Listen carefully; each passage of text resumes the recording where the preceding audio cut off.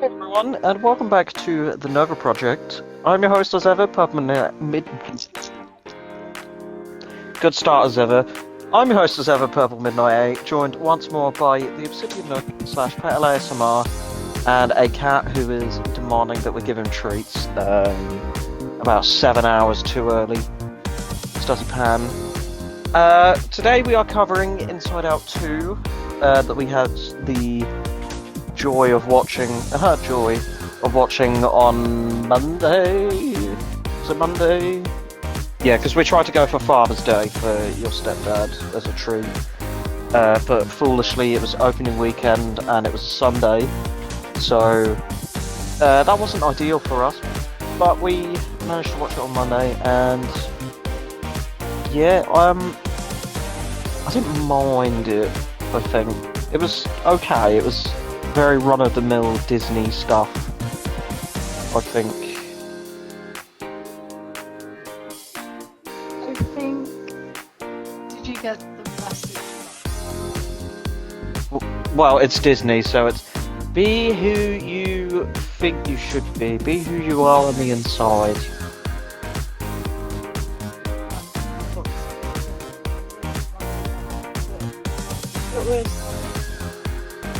It was mainly to do with the fact that, you can't have sadness and backstory and stuff like that.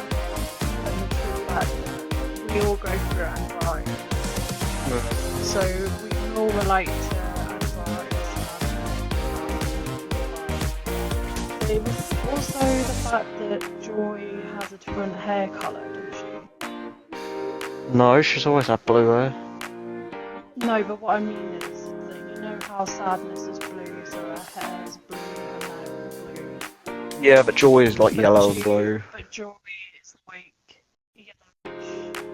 She has blue hair, which indicates that, she's a bit sad as well. Yeah, I suppose. I'd never really thought of that, to be honest, but I guess. I didn't come up with that. Of course, TikTok, I assume. Yeah. But it's your typical, brightly coloured animated film. I think it was quite. Can we just say that Big wasn't in it? He did have a little cameo as a tiny little statue, but obviously he wasn't in it, because he's technically dead. If you count him fading into out of existence in the last film. But I think the problem is there are so many emotions in this film already. I think he would just be really out of place. Fun fact. So I think someone said Joy is the only positive emotion and the rest are all negative. Sorry, I just have stars of joy or something. It is a little bit. How they added embarrassment and anxiety. Yeah, but it's puberty, isn't it? Ennui, which is boredom, literally French for boredom. There's nostalgia as well every now and then, who they just shout out. Yeah, I feel like the problem is, I know all the emotions were related to puberty and that, but my god, there were way too fucking many of them, if I'm being honest. Of course, with anxiety being the main antagonist, if you wish, of the film. But as always with Disney, not as always with Disney, because in the older films, a lot of the villains end up dead by the end of the film. I don't think there was a bit, because a lot of people were like, oh, Joy is the villain anxiety. I don't think there was. It's about overcoming your anxiety and growing up. I think it's trying to pinpoint the fact that these emotions can really mess with you. Yeah.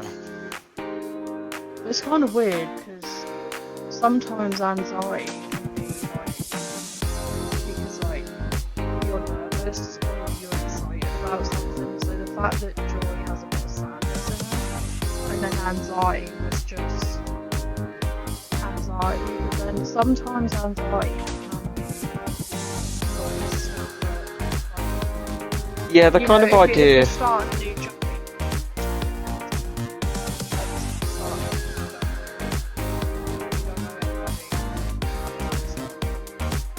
Yeah, but on the same vein of like, oh, Joy's yellow and blue because like she has a bit of sadness, but it's not like all the other emotions are literally just that. Like there's one we completely forgot about, which is envy, that tiny little one who's barely in it. But it's not like everyone is just their emotion. Like anger isn't just continuously angry all the time. But they have hints of other emotions as well. But I don't know. But I think it looks good. Especially like the not inside the head bits looked really good. Like especially all the actual like ice being like kicked up during the ice skating scenes. I think the thing I like Memories.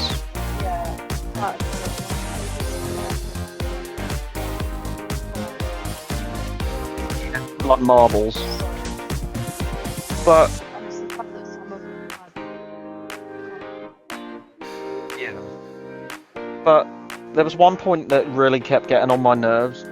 It's because you had the new emotions who were trying to make a new Riley, and then you had the blue like thing. It's like every time they touched it, it would either go, "I'm a good person," or like, "I'm not good enough," over and over again. Every time it kept doing that, I was like, "Oh god, please stop! That's irritating." It would be the same recording of that line each time, and it was just like, and it just happened too much, and it was really getting on my nerves. But it was all right. It was definitely just. I'm not too big of a Disney like fan. I know you like your Disneys. We've only covered a couple on here. Obviously, we've covered Lilo and Stitch. We haven't even covered the first one of this. It's just that we went and watched this. We've kind of given up on. Oh, we need to cover the originals before we cover the sequels, especially if it's at the cinema. Sorry, I got distracted by something on our phone. But we try to ideally get stuff done before we cover a sequel, but sometimes it doesn't, unfortunately, happen. But yeah, this one was fine. I know that people were pointing out a lot online that it wasn't as emotional as the first one, especially with like how sad Bing Bong's disappearance was and that kind of thing. But it still had its moments. It was a bit more on the nose with its messages, like don't pretend to be something you aren't, and like puberty is a natural change where you're gonna get all these new emotions. Yeah, it is a bit on the nose, but Disney can sometimes be a bit more, a bit less subtle when it comes to its messaging in their films. But I know everyone thinks, oh, it's a kids' film, so obviously they've got to be a bit more on the nose with things. But you know, I just never liked those kind of films where it was really like show don't tell is the kind of thing where it was. It's like show us what it does, what it is, not what, not just tell us what to think. That sort of thing. I'm probably completely butchering it, but that about does it really. Well, it was nice to do one. I don't think I'll watch it again. It's very much a one and done film for me, and that's mostly the case with Disney films. Is that I've never really clicked with them even when I was younger, and as I've gotten older, I just don't see the appeal as much. Obviously, we're gonna go watch the Lilo and Stitch eventual, like, quote unquote live action remake. But other than that, there's a few little ones we might cover, maybe some of the older ones, so we can sort of compare, like the new, more modern Disney, and then like to the old ones where the villains usually die. But yeah,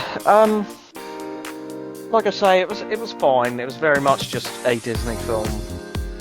You sort of come to expect certain things, and when it's a film about emotions inside of a girl going through puberty's head, you kind of can see a lot of the emotional story beats coming a mile off. Oh yeah, the post credits, yeah. Yeah, it was like there was no real payoff. For those who are wondering. Honestly, if you go to a film that is released in current year and don't still stay till the end of the credits, like you're probably missing out on a lot thanks to Marvel and that modern, like popularizing that sort of thing. Like every film fucking has a post credits. But sorry, you were saying What was this? the secret was she just burned a hole in a rug by accident. Yeah, that was it. Yeah, something a bit more interesting, but no. But yeah, I think that about sums it up really, unless you've got anything else you want to say. I find it difficult with films like this to really, like, come up with things to talk about. Because at least with horror films, we can talk about, like, the gore and the awful, like, CGI. But yeah, I think that about sums it up, do you think? Yeah. So, I've been your host as ever, Pub and I, joined once more by the Obsidian Nook /PatalSMR, whose links you can find inside of the link tree in the description below, alongside all of mine. And we will see you next time.